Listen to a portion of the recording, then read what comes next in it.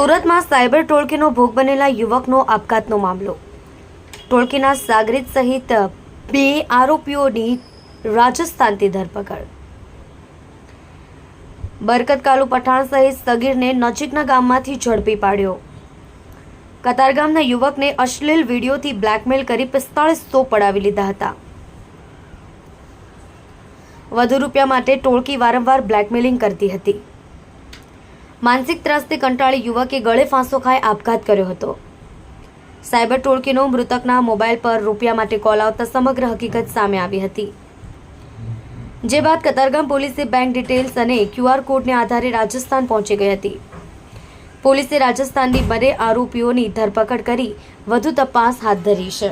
કલ્પેશ રાણા સાથે જોતા રહો ન્યૂઝ 9 ગુજરાતી, સુરત.